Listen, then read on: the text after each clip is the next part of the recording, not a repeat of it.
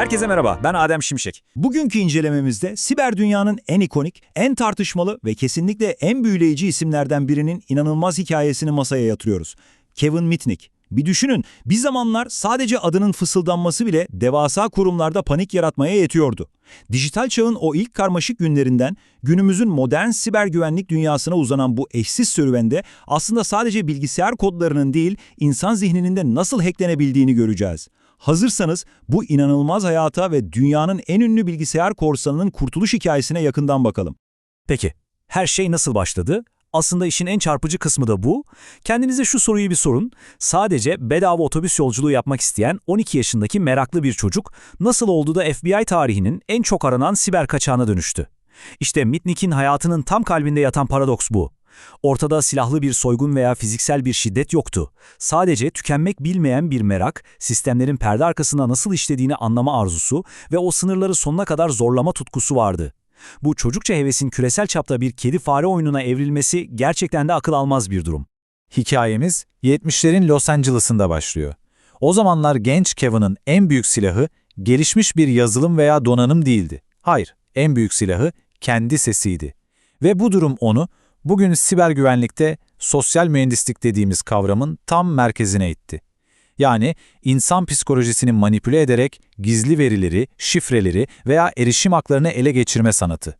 Mitnick bu kavramın resmen öncüsüydü. Neden biliyor musunuz? Çünkü çok erken bir yaşta şu evrensel gerçeği fark etmişti.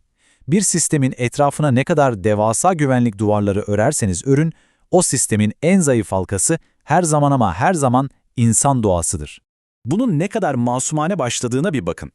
12 yaşındayken yaptığı bu ilk küçük operasyon aslında zekasının harika bir göstergesi.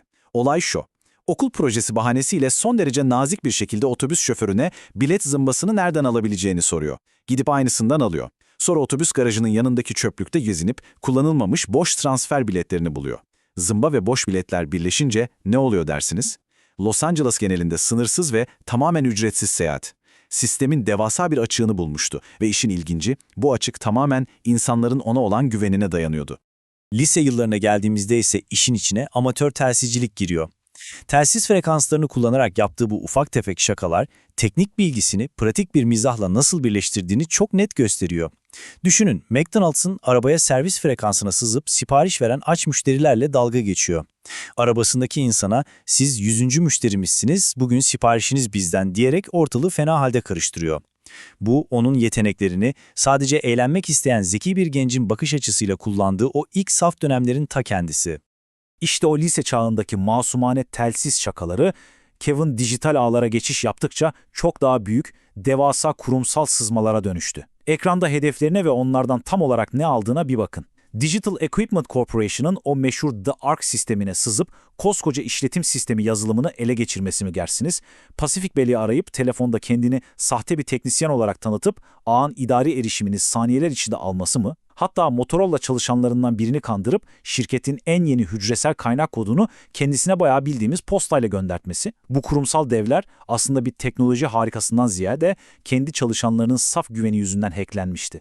20.000. Evet, bu sayı Mitnick'in kaçak olduğu dönemde Netcom sisteminden çaldığı kredi kartı numaralarının sayısı. Ama burada inanılmaz, kelimenin tam anlamıyla ironik bir durum var. Tüm o araştırmalara ve mahkeme kanıtlarına göre Kevin Mitnick bu kredi kartlarının hiçbirini, evet tek bir tanesini bile asla kullanmadı. O cebini doldurmaya çalışan sıradan bir hırsız değildi.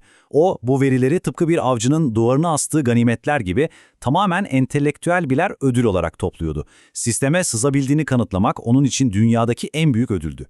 Kevin, denetimliği serbestlik kurallarını ihlal edip yer altına çekildiğinde bu olay resmen yüksek bütçeli bir Hollywood gerilimine dönüştü. Kullandığı kaçış taktikleri bir karşı istihbarat dersi gibiydi. Hücresel baz istasyonlarının konum bulma sistemlerini atlatmak için klonlanmış cep telefonları kullandı. Sürekli sahte kimliklerle eyalet eyalet dolaştı, dikkat çekmemek için epey kilo verip görünümünü baştan aşağı değiştirdi. Ama asıl çılgınca olan ne biliyor musunuz? Onu köşe bucak arayan FBI ajanlarının radyo frekanslarına sızmıştı. Yani tam anlamıyla kendisini avlayan avcıları dinliyor, adımlarını onlardan önce biliyordu. Bu mutlak üstünlüğün ona verdiği o karanlık mizah anlayışına bakar mısınız? Bir defasında FBI sonunda onun gizlendiği bir evi tespit edip baskın düzenlemeye karar veriyor. Ajanlar büyük bir operasyonla kapıyı kırıp içeri giriyorlar ama Mitnick çoktan uçup gitmiş. Bıraktığı tek şey mutfak masasının tam ortasında duran taze bir donut kutusu. Ve üzerinde koca harflerle şu yazıyor: FBI donutları. Otoritenin ellerinden kayıp gitmekle kalmayıp onlarla resmen böyle alay ediyordu. Tam bu noktada bir durup duruma iki farklı cepheden bakmalıyız. Gerçekte ne vardı? Bilgiye aç, sistemlerin sınırlarını zorlamayı seven, maddi çıkar gözetmeyen son derece meraklı bir hacker. Peki ama hükümetin gözündeki tablo neydi? Dünyanın en büyük şirketlerinin altyapılarına istediği gibi girip çıkabilen, öngörülemez, tehlikeli bir elektronik terörist. Otoritenin ona karşı geliştirdiği bu inanılmaz panik havası, Mitnick'in gerçekteki eylemleriyle çok ama çok büyük bir tezat oluşturuyordu. Ama biliyorsunuz her kaçışın eninde sonunda bir bitişi vardır. Mitnick, hücresel güvenlik konusunda bir dahi olan Tsutomu Shimomura'nın sistemlerine sızma hatasını yapınca işin rengi değişti. Shimomura, FBI ile güçlerini birleştirdi ve yüksek teknolojili devasa bir tilki avı başlattı. Yön bulucu özel antenlerle, gelişmiş sinyal takipleriyle donatılmış araçlar sokak sokak Mitnick'in izini sürdü. Ve büyük final 15 Şubat 1995 gecesi saat tam 1.30'da Kuzey Carolina'da bir apartman dairesinde çember daraldı ve Mitnick tutuklandı. Tutuklandıktan sonra olanlar ise gerçekten inanılmaz.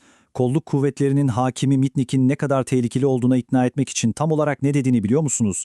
Sayın Yargıç, o bir ankesörlü telefona ıslık çalarak nükleer bir savaş başlatabilir. Yok artık diyeceksiniz ama evet. Askeri iletişim hatlarına bağlanıp sadece ıslık çalarak nükleer füzeleri ateşleyebileceğine dair bilim kurgu filmlerinden fırlamış, tamamen asılsız bir miti mahkemeye sundular. Ve işin en vahim tarafı sistemin bunu ciddiye almasıydı. Ve işte sırf bu absürt nükleer ıslık efsanesi yüzünden ortaya çıkan o korkunç rakam 8. Mitnick duruşması bile yapılmadan geçirdiği 4,5 yıllık esaretin tam 8 ayını mutlak bir tecrit altında korkunç bir hücre hapsinde geçirdi. İnsanlardan, her türlü iletişim cihazından, dünyadan tamamen koparıldı. Bu kadar aşırı ve mantıksız bir güvenlik önlemi, onun artık sadece bir insan veya hacker olmadığını, devletin dijital dünyadan duyduğu derin korkunun bir sembolü haline geldiğini kanıtlıyordu. Tabii bu adaletsiz ve abartılı tepki dışarıda fırtınalar kopardı. Ünlü Hacker dergisi 2600 öncülüğünde efsanevi Free Kevin yani Kevin'a özgürlük hareketi patlak verdi. İnsanlar arabalarının arkasına sarı çıkartmalar yapıştırdı, sokaklarda protestolar düzenlendi. Büyük kurumsal web siteleri hacklenip ana sayfalarına dev puntolarla Kevin'i serbest bırakın mesajları yerleştirildi. Hatta Mitnick hapishanedeki o daracık hücresinin penceresinden dışarı bakarken gökyüzünde Free Kevin pankartı taşıyan bir uçağın uçtuğunu bile gördü. Topluluk bu orantısız güce karşı tek yürek olmuştu. Ve tüm o çılgın ve zorlu yılların ardından hikayemiz muazzam bir kurtuluş yolculuğuyla son buluyor. 2000 yılında nihayet hapisten çıktı ama dijital dünya ile olan bağı kopmuştu. 2003'e kadar bilgisayar kullanması bile yasaktı. Yasak kalktığı an ne yaptı dersiniz? Kendi güvenlik şirketini kurdu. Sahip olduğu o devasa bilgi birikimini bu kez sistemleri yıkmak için değil, şirketleri korumak için kullanmaya başladı. Siyah şapkasını çıkarıp beyaz şapkayı takmıştı. 2011'de dev bir güvenlik platformuna baş hacker olarak katıldı. Ne yazık ki 2023'te 59 yaşındayken aramızdan ayrıldı. Ama ardında asla unutulmayacak bir dijital miras bıraktı. Yani tüm bu anlattıklarımızın özeti, asıl mesele şu: Kevin Mitnick'in hayatından, tecrübelerinden ve o akıl almaz hack maceralarından çıkarmamız gereken en kritik ders nedir biliyor musunuz? Herhangi bir güvenlik sistemindeki en büyük zafiyet o karmaşık yazılımlar veya donanımlar falan değildir.